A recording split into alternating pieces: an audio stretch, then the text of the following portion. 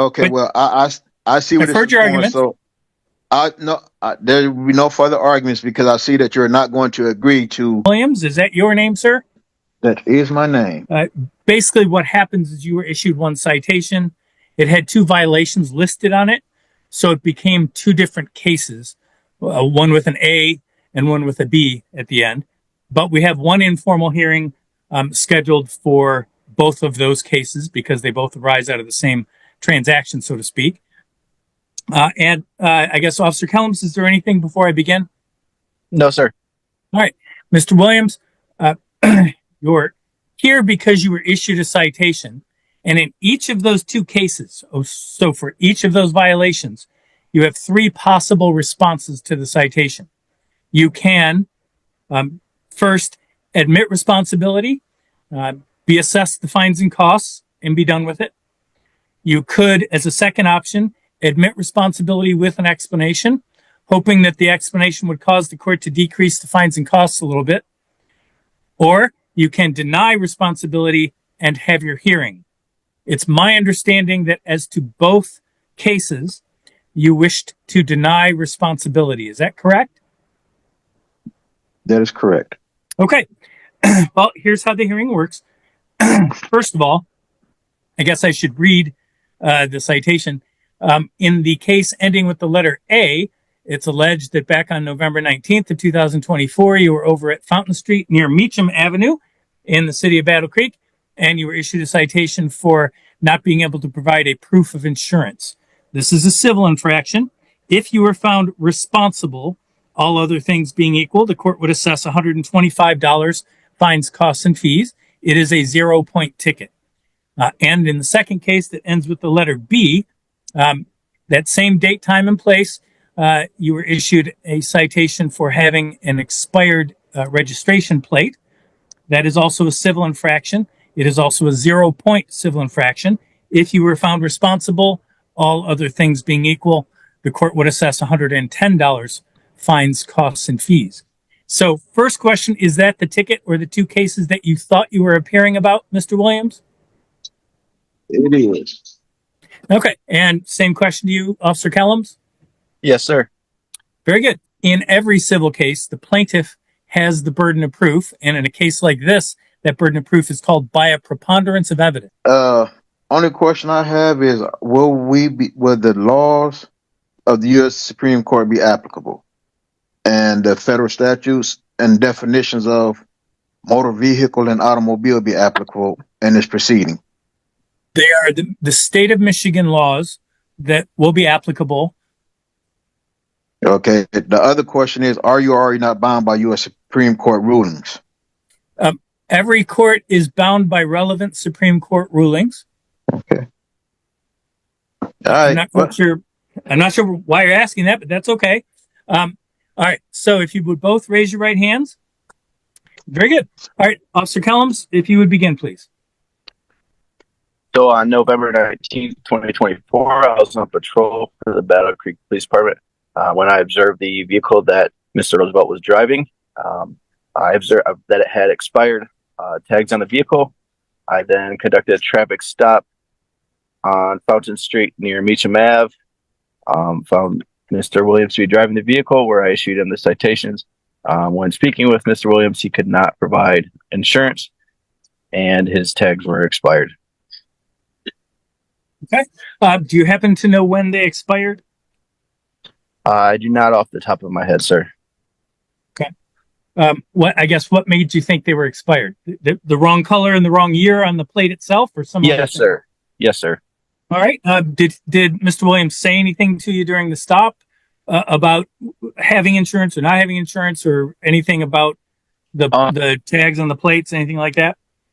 He informed me that he did not have to have insurance due to that he was traveling, and to drive a vehicle, you don't have to have insurance. Something regarding Supreme Court. That's about all he said. Okay. All right. Do you want me to consider anything else at this point, Officer Kellums? No, sir. Okay, Mr. Williams, could you hear Officer Kellums' testimony? Yes, I heard his testimony. Very good. Thank you for your patience. What do I need to know, sir? Okay, I did inform Officer Kelly that I am not operating a motor vehicle, but I am operating an automobile. I did inform Officer Kelly of the ruling of Rodriguez v. Ray Donovan, U.S. Department of Labor, 769 Federal 2nd, 1344, where the U.S. Supreme Court's decision has ruled that all codes, rules, and regulations are for government authorities only and not for human creators. In accordance with God laws, all codes, rules, and regulations are unconstitutional and lacking due process. All right, I'm going to interrupt you just for a second. Are you telling me that a case at 769 Fed Second 1344 indicates that all laws are unconstitutional? All codes, rules, and regulations. Yes, sir. All right. Rodriguez v. Ray Donovan. And if Well, I'm not and you mistaken, said that was Department of what? U.S. Department of Labor. Okay, U.S. Department of Labor doesn't publish decisions in the Fed Second. Um, Okay, can you that tell is me a little in. bit more about the case? What was that issue in the case? It was regarding what we're discussing here, the requirements of a driver's license and the need when it's required to have one, stating that when you're not operating in commerce, to which I informed the officer that I am not operating in commerce as stated in USC 18 USCA 31 paragraph A6 states that a motor vehicle, the term of motor vehicle meaning every description of carriage, contrivance, propelled or drawn or mechanical powered and used for commercial purposes. This is what Title 18 USCA Section 31A6 states or defines as a motor vehicle, to which I am not operating in commerce. I'm not For using. the purposes of that particular chapter of the United States Code, it would not control what happens in terms of the Michigan legislature defining in Chapter 257 what a motor vehicle is, and an automobile Right. under Michigan law is a motor vehicle. But okay, continue. Right. It's a motor vehicle, which is described as anything, even by the Michigan compliance statute of 751, which you just stated, is determined as something that's transporting goods, which I'm not transporting goods. I understand your position, and I can tell you that that position doesn't happen to be legally correct. But go ahead. So you're basically stating that there's a misinterpretation of what's in black and white. No, I'm telling you that you have misinterpreted the application of 18 USC 31A6 and 769 F second or Fed second 1344. Okay, But well, I see where I've this heard is your going. argument. So there will be no further arguments because I see that you're not going to agree to. Because, like I said, I've given it to you the cases where they've like Shapiro v. Thompson, where the U.S. Supreme Court has said that this a driver license is not a requirement. That this is you're trying to convert a right into a privilege, to which is covered by Article 1, Section All right, 8, well, to which I'll ask you this: is that right? The right to travel? that is a right to travel, convey, however you want it, by the U.S. Constitution. What you just told me was that somehow but regardless, am trying to convert a right into a privilege. Now, the question I have for you is, what right has been converted to a privilege? My right to freely travel Okay, very unencumbered good. and Now, unfettered. I will ask you this: how is your right to travel removed by by trying receiving to the require citation? by trying to require me to have a license to operate a automobile, which is my private vehicle. Okay. All right. Is there That is anything my else you want me that to consider? no, sir. All right. Well, I can tell you this.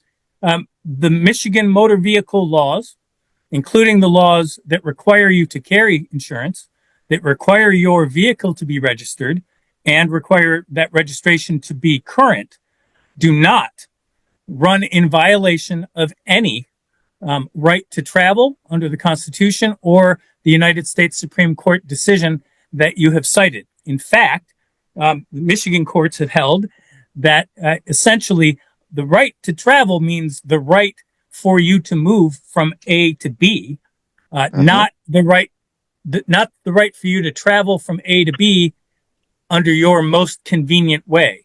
So you could walk from point A to B all you wanted. You could take a taxi or an Uber or a plane or a train or a bus. But if you wish to travel by using a motor vehicle, the Michigan laws are applicable and don't unconstitutionally interfere with the right to travel. It doesn't convert the right to travel into a privilege. You are not denied the right to travel. You may be denied the privilege of traveling via a motor vehicle that you are operating. So Okay, so I that I that stop is you at that is what the law says, and that's what I'm finding. Is there okay. anything else you So want me to consider about that finding? Shuttleworth v. Birmingham, U.S. 147. Do you mind telling me what the U.S. Supreme Court ruled in that? US 147 doesn't give me the site of a case. That's an Uh, incomplete site of a case. Okay. it was Shuttle. And I said if you wish me I to said consider the case, Shuttleworth. why don't you tell me what was at issue in the case and what year it was decided? I said Shuttleworth v. Birmingham, U.S. 147, 1969, where it Okay, says you hold no on. US license. 147 is not a complete cite. The way you cite to a case is by name and then volume number and then the name of the publication and then the page number. So, for instance, when you said 769 Fed Second 1344, what that means is volume 769 of a book or volumes called The Federal Reporter, second edition, at page 1344. So when you're asking me about this most recent case that you've talked about, what you said was US 147, I think. That's not the citation to a case. So you're going to have to tell me more about that case. Who were the Okay, it's parties to that case and what issue was before the Supreme Court in that case? okay. So you didn't hear me cite the name of Shuttleworth v. Birmingham. I heard you say the name. That doesn't Okay, tell me and what, that's not a complete cite of the case. all right. Do you not have the documents that I filed when I filed to say that I want to have an informal hearing? The affidavit that writes that my There are documents that have been scanned into the court that you dropped off. okay. So So from even those if documents, why don't you tell me the proper citation for Shuttle versus Birmingham? okay, traffic infractions are not crimes, blah blah blah. Person faced with Right. okay. Traffic Uh infractions are not crimes. That's absolutely correct. They are okay, civil no, infractions for a reason. I was reading from a different case, but the case that I'm citing from states that no license necessary to drive an automobile on public highways, streets, no license is necessary. The word operator should not include any person who solely transport his own property and who transport no persons or property for hire Where's or where's that compensation. citation from? Okay, I just appeal it, and that way I can make sure all citations are That's fine. I mean, the idea is I can't look up what you're telling me, right? Without a okay. proper citation. So you can Uh, read, I mean, for all I know, and I don't mean this, I'm using a farcical example. You know, for okay, all I know, you're quoting the municipal court in Honolulu, Hawaii, which has no right. jurisdiction over Michigan, It's right? I understandable. don't know. Okay, so I would cite Payne v. Massey, 19, 196, Southwest 2nd, 493, Texas, 273. Okay. Well, and I can tell you that Texas law, a court interpreting Texas law, that decision wouldn't be controlling on a Michigan court. But that's fine. I think I understand where you're going. If you want, I don't need to consider anything else. I'm just asking you, is there anything else Okay, well, you want to present to me? if you're not going to consider anything else, then we can proceed on to your ruling, of which I know you're going to find. So, and like But I said, no, like you said, I have a right to appeal it. So, yeah, and I'm willing to listen. I just, if you're going to quote something, I need to know what you're quoting, and I need a proper citation so I can look it up myself, right? Because otherwise, people could just run around quoting Mickey Mouse if they wanted. right, Um, okay, so so nothing Zobel, against you. So the question to you is, what else do you want me to consider at this point that you haven't yet told me? okay, Zobel v. Williams, 457, US 55. And why are you citing that case? What is it telling me? Because it states that let me see the above blah blah blah. to travel unencumbered and fettered on common public way or highway, which is their right to so do. Held Absolutely. that the right to travel is constitutional protected. Yes, it is. So it Anything else doesn't you want me say to that. consider? No sir, no sir, nope, nope, no, no, no. Okay. I have no problem telling you you have the right to travel.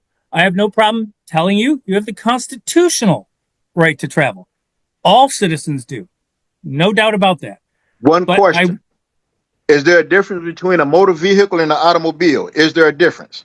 yes, all Okay. automobiles are So motor vehicles, but not all motor vehicles are automobiles. okay, so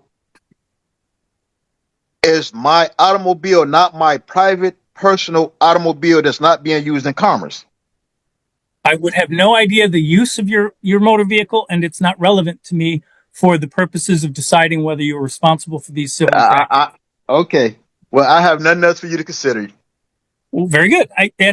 I'm letting you know the law does not make a distinction between your using the vehicle for personal reasons or you're using the vehicle for commercial reasons when But this, your registration plate is expired and but when the, you fail to show proof of insurance.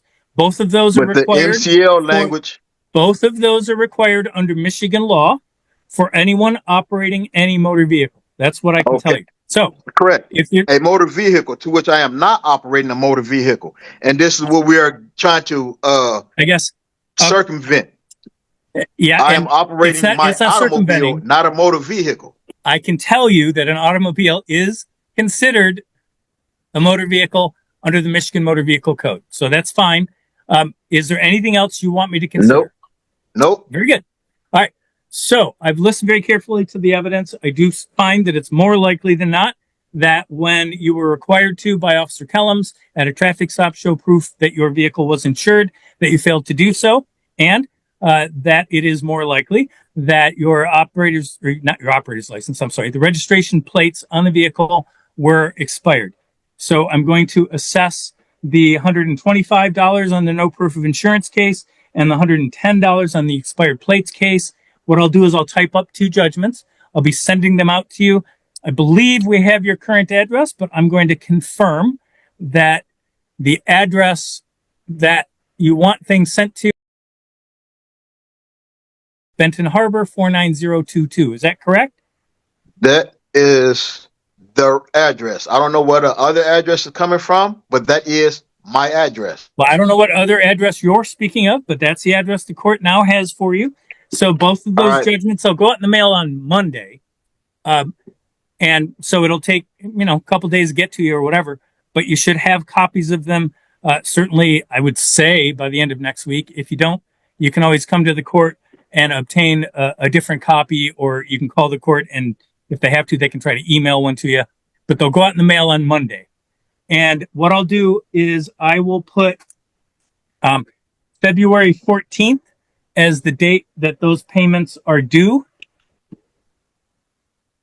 14th of this year. All right. Thank you both for your time and patience. You're all set. Have a